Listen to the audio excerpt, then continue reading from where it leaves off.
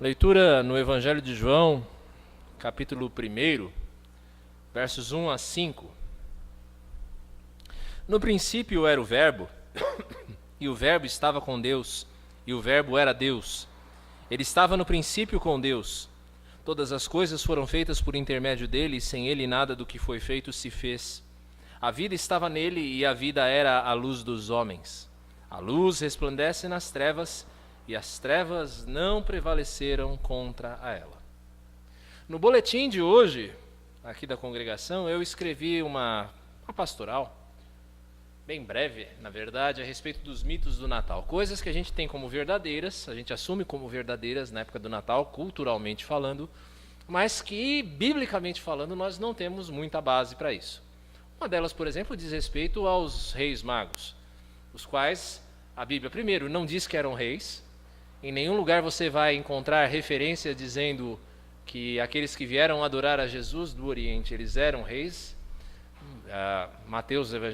Evangelho de Mateus, capítulo 1, chama-os de magos, mas não de reis. E nem que eles eram três. Três é uma inferência por causa dos presentes que eles trouxeram, então entende-se 3 presentes, 3 magos. Quando eu ouvi isso pela primeira vez, eu já era um pastor formado, e eu me surpreendi com essa informação, porque eu nunca tinha pensado nisso. Existem algumas coisas que a gente tem como verdadeiras em relação ao Natal, data do nascimento de Jesus, por exemplo, que não correspondem necessariamente à verdade. Mas há algo no Natal que certamente é fora de questão. Nesta noite, ou neste dia, porque também a Bíblia não diz que foi necessariamente numa noite o nascimento de Jesus, mas o Natal, ele realmente, esta data marcou para a história algo muito especial. E é algo especial porque foi a data, foi a ocasião em que Deus escolheu para enviar a nós o Salvador do mundo. E só por isso o Natal já seria bastante especial. Mas é especial também porque o Natal marca a promessa se cumprindo. Todas as promessas do Antigo Testamento de que Deus enviaria um Salvador, essas promessas se cumprem no nascimento de Jesus. Mas é especialmente marcante o Natal por causa da encarnação. Se nós tomarmos, por exemplo, textos como Isaías 7,14, nós podemos entender que esta é uma data grandiosa, porque marca, na verdade, a entrada de Deus, eu estou falando da pessoa de Deus, no mundo, na forma daquele que nós conhecemos por Jesus, o filho de Maria, aquele que nós acabamos de ler na liturgia. O Evangelho de João, ele foi escrito com uma finalidade. Nem todos os livros da Bíblia, aliás, a maioria deles, não declara de maneira expressa qual seja o propósito do autor humano em escrever este livro. São poucos os que dizem. Talvez, tirando o Evangelho de João, apenas os livros escritos por Lucas, o Evangelho e Atos, aqueles que declaram especificamente qual seja o propósito da sua escrita. Mas João, no capítulo 20, versos 30 e 31, ele deixa bastante claro que o propósito dele, ao registrar o seu Evangelho, é que nós, eu e você, os leitores do Evangelho, eles creiam em todos os tempos que Jesus é o Filho de Deus.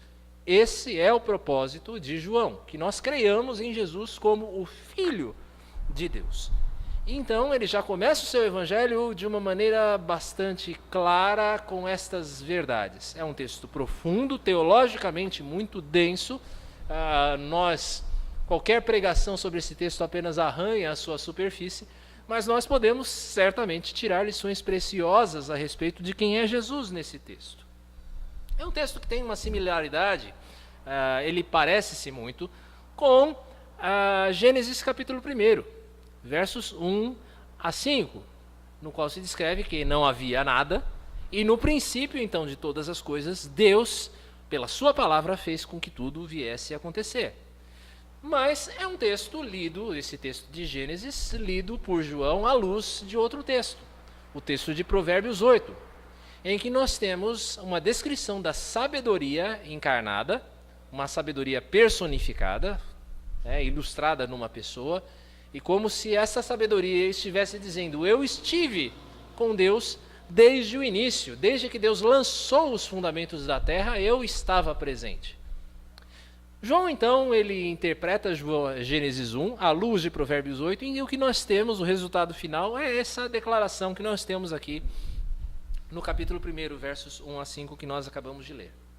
O que eu quero nesta manhã demonstrar a você, mostrar à luz desse texto, é que Jesus é o Deus conosco. E Ele é o Deus conosco demonstrado aqui por João a partir dos seus atributos, da sua eternidade, do seu poder criador, da sua providência, da sua glória e da sua vitória. Temos primeiro aqui nos versos 1 e 2 a declaração de Jesus como o Verbo. Jesus, o Deus eterno.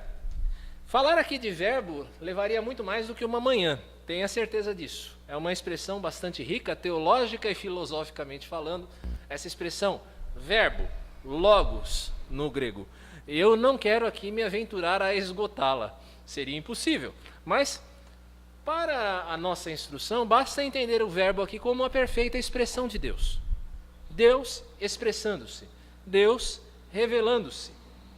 Essa revelação que se associa, ou que traz à memória, por exemplo, a criação, a palavra criadora de Deus, todas as coisas vieram a partir da expressão de Deus falando. Diz respeito à revelação de Deus, Deus revelando-se a nós por meio da sua palavra. Diz respeito à sabedoria personificada de Deus, como nós já falamos. Diz respeito a Deus revelando-se ou expressando-se através da lei de Moisés, expressando a sua vontade. Todas essas coisas nós vemos em Jesus. Nós vemos Deus revelando-se em Jesus por meio da criação. Vemos Jesus operando milagres e sinais, como nós vamos ver mais detidamente daqui a pouco. Vemos a revelação de Deus na própria pessoa de Jesus Cristo. Vemos a revelação de Deus, o verbo, a expressão de Deus na sabedoria de Jesus, o ensino, a autoridade arrebatadora do ensino de Jesus. Basta que você se lembre que quando Jesus ensinava, as pessoas se admiravam porque diziam, nós nunca ouvimos ninguém falar como esse homem. A expressão de Deus em Cristo por meio da lei, a obediência de Jesus, a retidão de Cristo, a santidade de Cristo, tudo isso como uma expressão de Deus em Cristo. O verbo era Deus, diz o texto. Jesus, ele compartilhava da essência divina.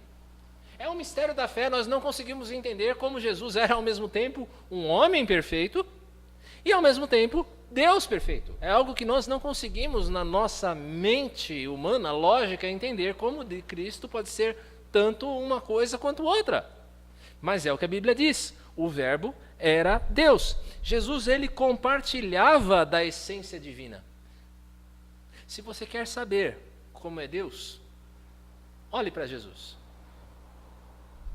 Se você quer conhecer perfeitamente o caráter do Senhor, a bondade do Senhor, o poder do Senhor, o amor de Deus por você, olhe para Jesus.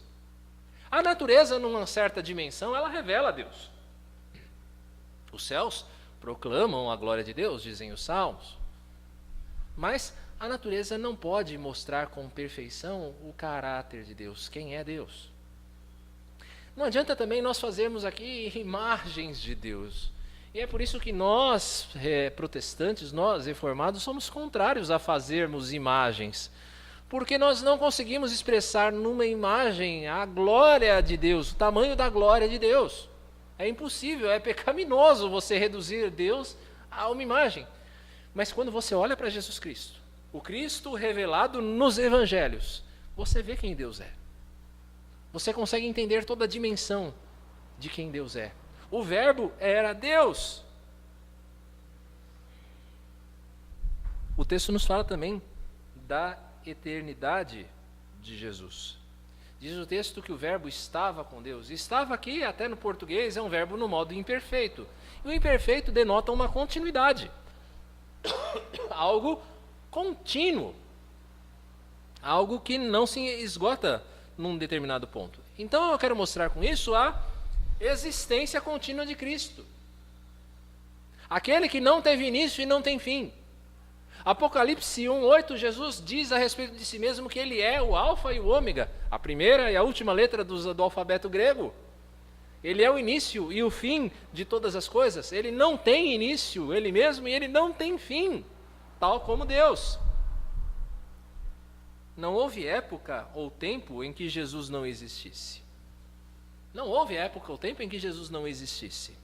Havia uma polêmica na igreja primitiva, na igreja dos primeiros tempos, se Jesus era a primeira criatura. Se Jesus era o primeiro ser a ser criado e depois todas as outras coisas. Então a igreja debateu quer dizer debateu intensamente esse assunto nos primeiros tempos, até que esta polêmica foi resolvida no Concílio de Nicéia. Quando então o Concílio de Nicéia, essa reunião da igreja, afirmou que creio em um Senhor Jesus Cristo, unigênito Filho de Deus, gerado pelo Pai antes de todos os séculos, Deus de Deus, luz da luz, verdadeiro Deus de verdadeiro Deus, e o detalhe é que gerado, não feito, de uma só substância com o Pai. Ou seja, Jesus não foi feito por Deus, mas ele foi gerado de Deus. Ele é o Filho unigênito. Nós não conseguimos entender isso. Não tente isso em casa, entender isso logicamente. É algo que nós cremos, porque a Bíblia nos diz e nós cremos no que a palavra afirma. Mas é assim, Jesus não teve início, ele é o Filho não gerado. Não feito. Jesus não é uma criatura. Ele não está no nível da criatura assim como eu e você.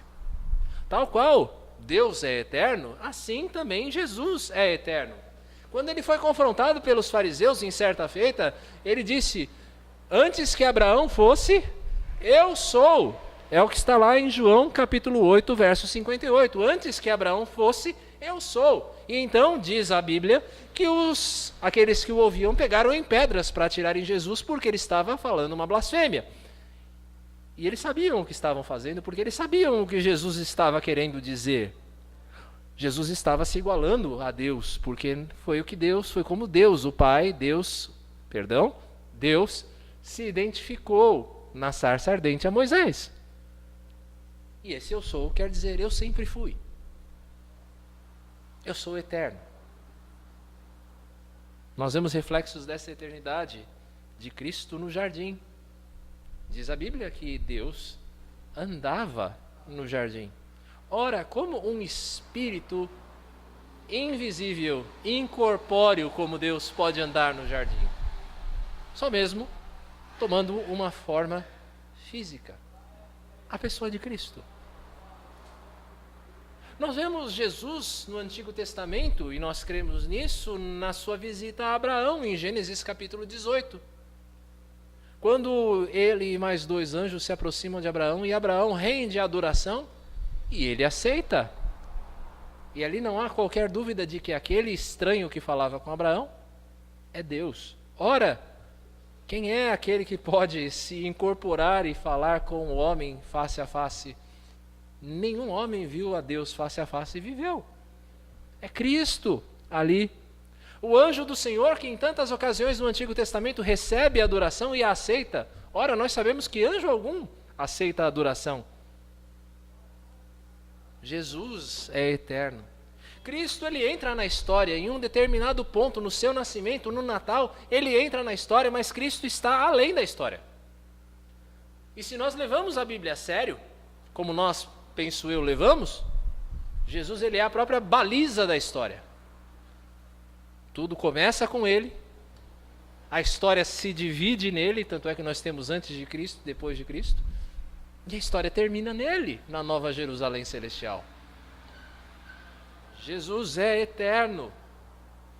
Nós temos nesse texto também a personalidade de Jesus, porque se o verbo estava com Deus, então há uma diferença dentro dessa divindade.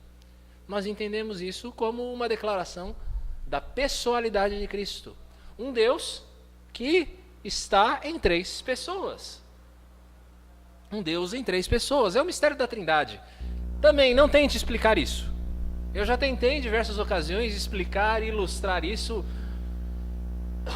principalmente em classe de primeiros passos, em classe de pessoas que estão chegando à igreja, mas eu desisti, porque é muito pobre qualquer ilustração que você faça da Trindade. É muito pobre. A Trindade é um mistério, mas é o que a Bíblia diz. Deus está em 3 pessoas. O Pai é Deus, o Filho é Deus, o Espírito é Deus. São 3 pessoas distintas, mas um só ser divino. 3 pessoas distintas, mas que têm um só propósito. Um só decreto. Assim, Cristo está em estreito relacionamento com o Pai, mas é diferente dele. Cristo é diferente do Pai, mas ainda assim é Deus. E sendo Deus, com o Pai e com o Espírito, Cristo tem uma igualdade de propósitos, de criar o homem, de salvar o homem e de glorificar a Deus, de ver o Senhor glorificado. Cristo é o Deus eterno.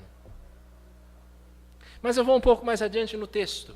Eu me estendi um pouco nos versos 1 e 2, porque realmente eles são o grosso dessa mensagem, mas há mais que esse texto nos diz. No verso 3 eu tenho uma declaração do poder criador de Cristo. Jesus não é parte das coisas criadas, mas ele é o meio pelo qual todas as coisas foram criadas. Através de Jesus, tudo que existe veio a existir. Num culto de doutrina aqui nós estudamos isso.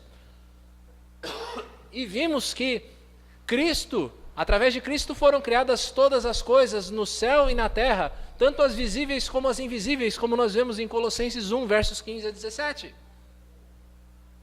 Há uma ilustração riquíssima deste poder criador de Cristo, trazida por C.S. Lewis nas Crônicas de Nárnia, no livro do Sobrinho do Mago, quando 2 crianças são transportadas a um mundo que ainda é um grande vazio, então elas veem um leão cantando. Elas veem Aslan, o leão, o herói da história, o grande herói da história que é Aslan, ele canta. E enquanto ele canta, todas as coisas vão sendo chamadas à existência. Esta é uma ilustração maravilhosa do poder de Cristo. Sim, porque tal como Aslan cantava e todas as coisas eram criadas, assim Cristo, falando, Cristo pelo poder da palavra, todas as coisas iam sendo criadas. O poder de Cristo é demonstrado, o poder criador de Cristo é demonstrado nos seus milagres. Senão, como é que você explica a multiplicação de pães e peixes? Como é que você explica a pesca maravilhosa? Como é que você explica a transformação de água em vinho? O poder criador de Cristo sendo demonstrado. Mas, se Cristo é o Criador de todas as coisas e nós cremos que Ele também é o Senhor de todas as coisas. Porque afinal de contas, eu sou o Senhor daquilo que eu crio. Eu tenho poder de mando sobre as coisas que eu gero, sobre as coisas que eu crio. Tudo está debaixo do governo de Cristo, porque todas as coisas foram criadas por Ele.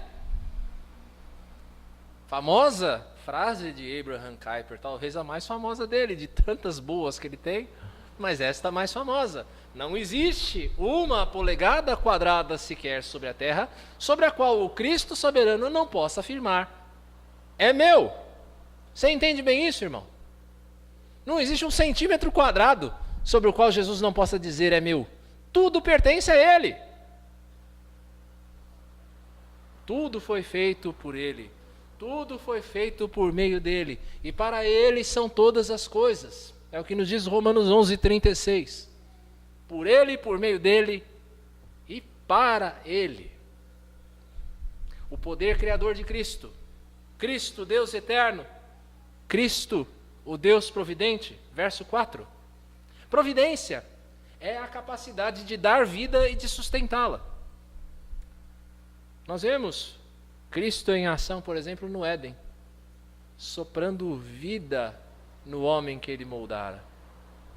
Sim, porque eu acredito, já que estamos falando de elementos materiais, na materialização de Cristo ali no Éden, moldando e soprando vida no homem. E aí, a partir disso, a nossa vida vem dele, nós sabemos disso, a nossa vida vem de Deus. E a Ele volta. Nós não temos vida em nós mesmos, mas Cristo, como Ele mesmo afirma em João 5:26, eu tenho vida em mim mesmo. Cristo tem vida em si mesmo. E nós não estamos falando aqui de vida apenas num sentido físico.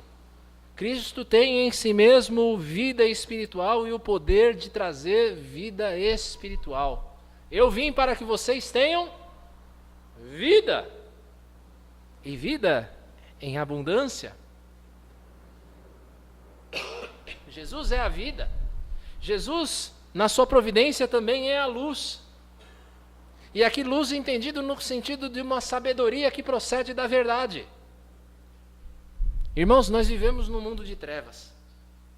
Um mundo encoberto de trevas. E trevas tais, principalmente nos nossos tempos, que se nós pararmos para pensar, nós arriscamos perder o ânimo e nós arriscamos até mesmo a perder a fé. Tais são as trevas que nos envolvem. Trevas que nascem da ignorância da vontade de Deus. Trevas da ignorância que levam ao pecado. E as trevas do pecado que levam às trevas da morte. Cristo é a luz que vem para vencer e banir as trevas. A vinda de Cristo traz vida, meus irmãos, e luz onde antes só havia morte e trevas.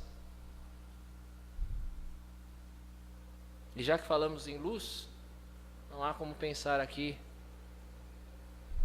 em Jesus como o Deus vitorioso e glorioso do verso 5. A luz simboliza sim a sabedoria que procede da verdade, mas a luz também simboliza a glória de Deus. 2 Coríntios capítulo 4, verso 6, diz que Deus fez resplandecer na face de Cristo a sua glória. Ou seja, se o Pai é glorioso, Cristo também o é. Cristo possuía em si mesmo a glória do Pai desde antes da fundação do mundo. Quando nós lemos João 17,5, nós vemos uma oração de Jesus dizendo: Pai, glorifica-me com a glória que eu possuía antes da fundação do mundo. Um Cristo que antes que qualquer coisa existisse, ele já era cheio de glória. Mas nós vemos a glória no próprio ministério de Cristo. Nós lemos na liturgia de hoje o texto de Lucas 2, quando no nascimento de Cristo nós vemos um coral de anjos, um coral celestial cantando, iluminando a noite ali da Judéia, a noite ali dos campos de Belém, com glória. Nós vemos a glória de Cristo ao longo de seu ministério e nos seus milagres fantásticos, sensacionais. Nós vemos a glória de Cristo na sua transfiguração, quando Tiago, Pedro e João viram Jesus resplandecente com esta glória que ele possuía divina antes da fundação do mundo. Nós vemos a glória de Cristo na ressurreição. A glória é esta que leva até mesmo um incrédulo como Tomé a se lançar aos pés do Jesus ressurreto e dizer: Senhor meu e Deus meu.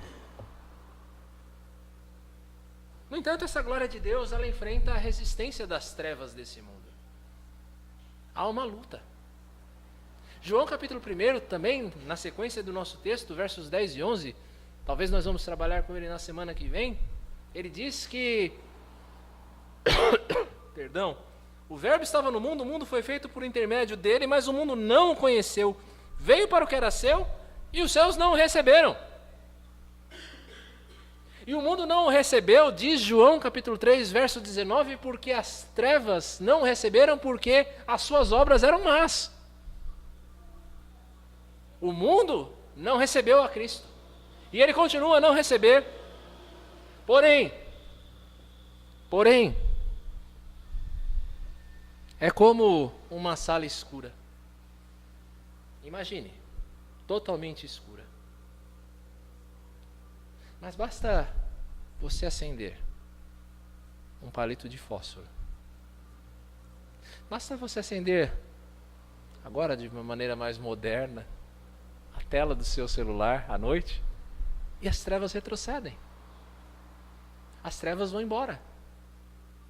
Por quê? Porque a luz sempre vence as trevas. Nós vemos essa irresistibilidade da luz diante da palavra de Deus, desde o Gênesis. Se nós estamos falando que João se inspirou no Gênesis 1, está aqui a prova. Trevas que encobriam todas as coisas, apenas trevas, caos e a presença de Deus. Até que Deus diz, faça-se a luz. E a luz se faz. E acabam as trevas. Não existem mais trevas. Os inimigos de Jesus não conseguiram vencer a Cristo no seu ministério. Eles tentaram diversas vezes apanhar Jesus em palavras, mas eram sempre envergonhados. Eles foram envergonhados também quando mandaram Jesus para a cruz. E 3 dias depois, Jesus zombou deles, abrindo a tumba e saindo de lá vivo. Eles foram envergonhados e continuam a ser envergonhados hoje no testemunho da igreja. Porque quando a igreja avança no testemunho fiel do Evangelho, as trevas não podem derrotá-la. As portas do inferno não prevalecerão contra ela. Cristo continua a vencer as trevas cada vez que uma vida se entrega a Ele em arrependimento e fé, mesmo com o coração mais endurecido. Cristo continua a vencer na conversão das pessoas.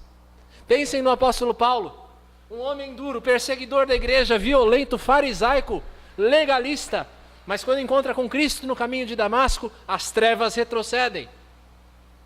Olhem para mim. Olhem para vocês mesmos e vocês testemunharão certamente que as trevas não podem vencer a luz.